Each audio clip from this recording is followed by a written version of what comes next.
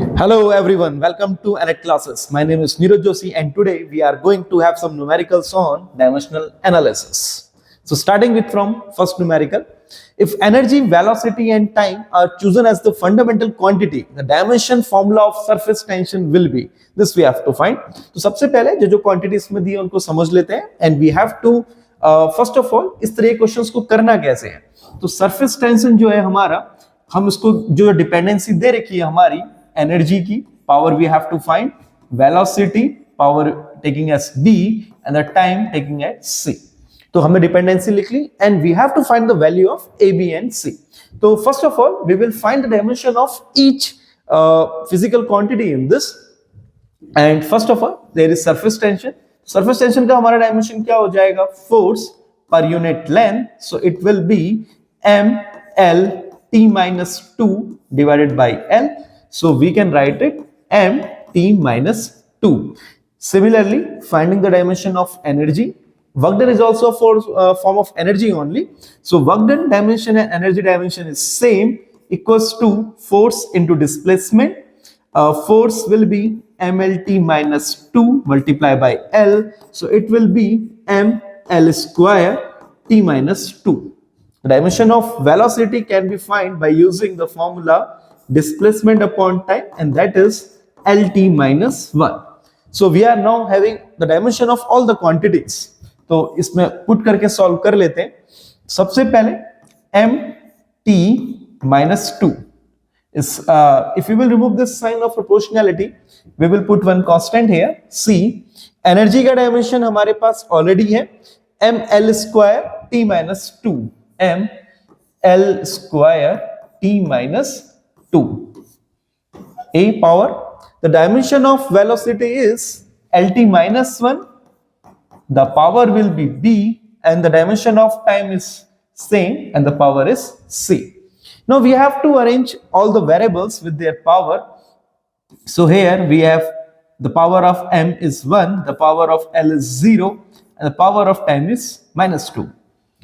Same here, by solving this the power of m will become a, l power, total power will be 2a plus b, the time will be minus 2a minus b plus c. तो हमने क्या किया, सारे value जो भी हमारी physical quantities हैं उनकी सारी जो भी पावर है उनको एक साथ लिख ली है.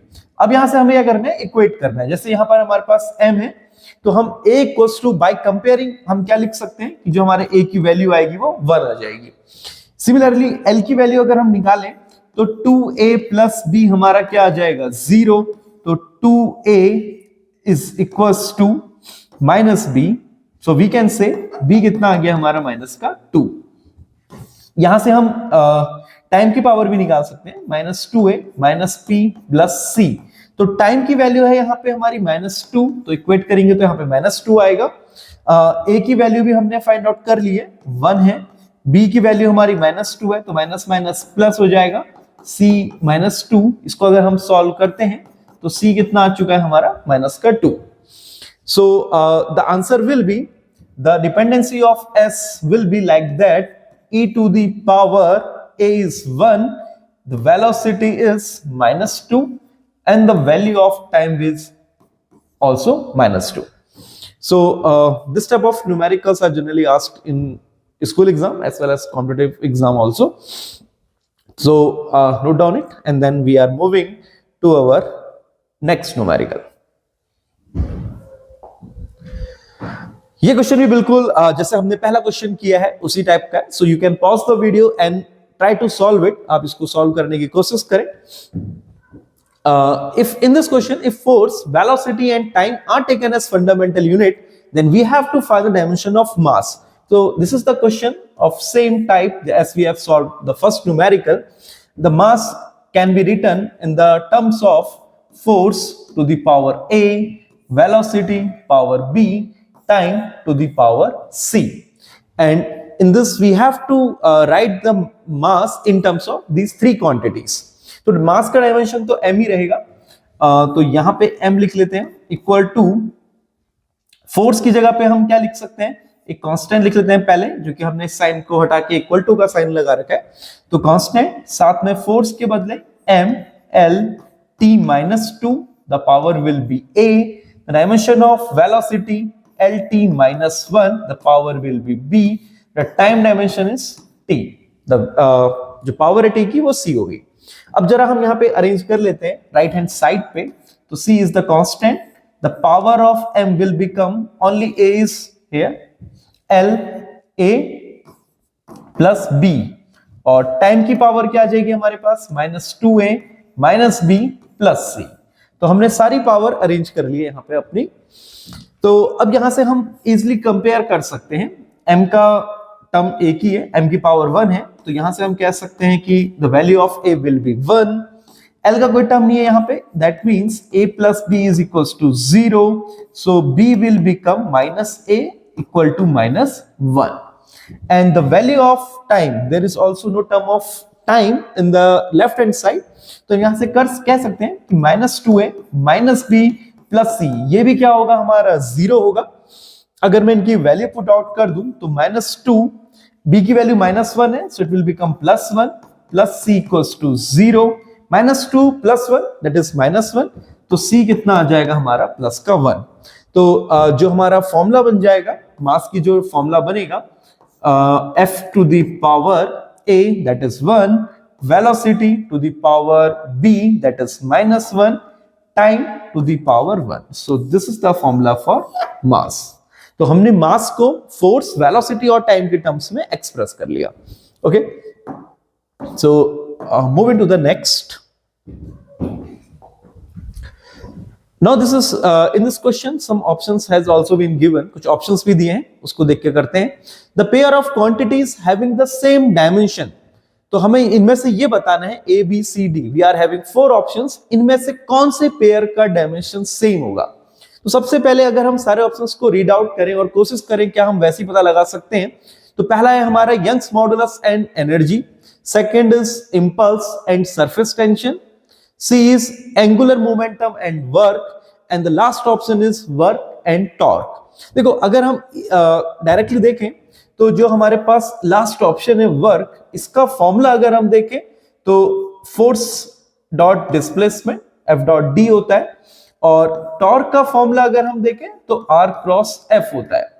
तो अगर हम सिंपल इसमें भी कह सकते हैं कि जो इसमें फिजिकल क्वांटिटीज आई हैं दोनों में सेम आई है. एक में फोर्स है, दूसरे में डिस्प्लेसमेंट का क्वांटिटी है, उसी को रिप्लेस करके यहाँ पे R है.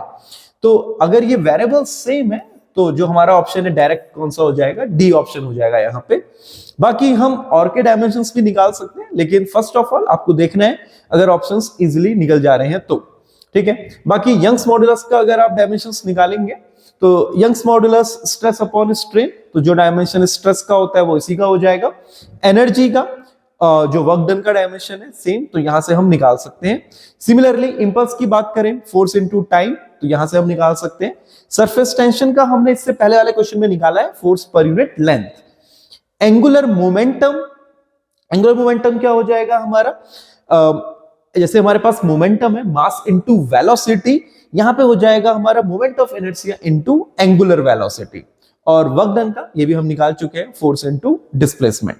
ठीक है, तो मूव आउट करते हैं अपने नेक्स्ट क्वेश्चन पे. तो now solving the fourth question. The velocity v of a particle at time t is given by v equals to at plus b upon t plus c. तो यहां पे हमें एक इक्वेशन दी है v की as a function of time, and the question is saying that here are 3 constant a, b and c. We have to find the dimension of these constant. तो कैसे निकाल सकते हैं? तो यहां पे हमारे पास एक प्रिंसिपल ऑफ होमोजेनिटी है, जो कि डायमेंशन का एक एप्लीकेशन है, उसको हम यूज कर रहे हैं. जो हमसे क्या कहता है, जैसे हमारे पास ये एक इक्वेशन है v equals to at plus b upon t plus c. सो अगर हम यहां पे देखें इस इक्वेशन में ये दोनों क्वांटिटीज हमारी ऐड हो रही हैं, तो at plus b upon t plus c, पूरी क्वांटिटी की बात हम कर रहे हैं, ये दोनों क्वांटिटी ऐड हो रही है. तो ये तभी पॉसिबल है जब इसका डायमेंशन और जो हमारा लेफ्ट हैंड साइड में एक ही टर्म है वेलोसिटी जब सेम हो. तो हम कह सकते हैं जो डायमेंशन हमारा वेलोसिटी का होगा will be same as the dimension of a into t. तो वेलोसिटी का डायमेंशन होता है हमारा L T minus one, A का डायमेंशन हमें निकालना है, टाइम का डायमेंशन टी हो जाएगा, तो ए का डायमेंशन हमारा क्या आ जाएगा एल टी माइनस टू। ठीक है, तो काफी इजी है इस तरह की प्रॉब्लम्स को सॉल्व करना। अब यहां पे अगर हम देखें ये जो t है वो c के साथ ऐड हो रहा है, तो t और c अगर ऐड हो रहे हैं तो इसका मतलब है जो डायमेंशन है c का वो क्या होना चाहिए हमारा t। ठीक है, second thing b upon t plus c, ये जो क्वांटिटी है हमारी b upon t plus c, इसका जो डायमेंशन है वो सेम होना चाहिए जो डायमेंशन हमारा किसका है वेलोसिटी का। t प्लस सी का डायमेंशन तो t ही होगा क्योंकि वो दोनों ही ऐड हो रहे हैं, तो b का डायमेंशन यहां से हमें क्या मिल जाएगा, dimension of b will be l, ताकि पूरे का L T minus one dimension हमारा हो जाए। तो हमने तीनों का डायमेंशन निकाल लिया है, ए का भी, बी का भी और सी का भी। So in this type of questions जब भी आपको मिले आपको बस ये देखना है कि कौन सी क्वांटिटी हमारी प्लस से सेपरेटेड है या प्लस या माइनस से सेपरेटेड है। तो किसी भी दो क्वांटिटी को हम तभी ऐड कर सकते हैं, सेपरेट कर सकते हैं जब उनका डायमेंशन सेम हो। So moving to the next question. Okay, in question number 5 क्या कह रहा है क्वेश्चन हमसे, the time dependency of a physical quantity p is given by, तो यहां पे हमें एक इक्वेशन दी हुई है p equals to p not, एक फंक्शन है exponential minus alpha T square, यहां पे अल्फा हमारा कांस्टेंट है, t टाइम है, और क्वेश्चन हमसे क्या पूछ रहा है कि जो हमारा कांस्टेंट a है उसका डायमेंशन क्या होगा, सॉरी कांस्टेंट अल्फा का जो डायमेंशन है वो क्या होगा ये हमें बताना है। तो देखो इसके लिए हम क्या कॉन्सेप्ट यूज करेंगे, सिंस यहां पे हमारे पास एक एक्सपोनेंशियल फंक्शन है जो कि एक नंबर ही होगा, तो नंबर है तो इसमें जो भी टर्म आ रहा है हमारा इसका ये भी क्या होना चाहिए हमारा डायमेंशन लेस। तो हमें क्या करना पड़ेगा, अल्फा इंटू टी स्क्वायर, इसको क्या बनाना होगा डायमेंशन लेस। तो ये तभी पॉसिबल है जब अल्फा इंटू टी स्क्वायर हमारा टी की पावर 0 लिया है, तो इसके लिए अल्फा का जो डायमेंशन होना चाहिए it should be T to the power minus 2। ठीक है, तो सिंपल सा हमने कॉन्सेप्ट लगाया कि अगर आपको कहीं पर भी एक्सपोनेंशियल फंक्शन दिख रहा है तो उसका जो भी टर्म है हमारे पास इट शुड बी डायमेंशनलेस। तो डायमेंशनलेस बनाने के लिए अगर मैं टी की पावर को -2 रखता हूं तो +2 के साथ टी की पावर 0 बनेगी और वो टर्म हो जाएगा हमारा dimensionless. So the dimension of constant alpha must be T to the power -2।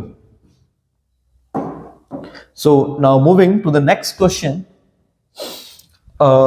This we have already done. This question. Okay.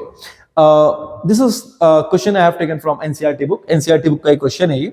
A book with many printing errors contain 4 different formulas of the displacement of a particle undergoing a certain periodic motion. तो यहाँ पे हमें displacement की equation दी है किसी periodic motion की। अब periodic motion जैसे जो मोशन एक फिक्स इंटरवल ऑफ टाइम के बाद दोबारा हमारा रिपीट कर रहा है, तो यहाँ पे हमारे पास जो y है वो बता रखा है यहाँ पे हमें क्वेश्चन में।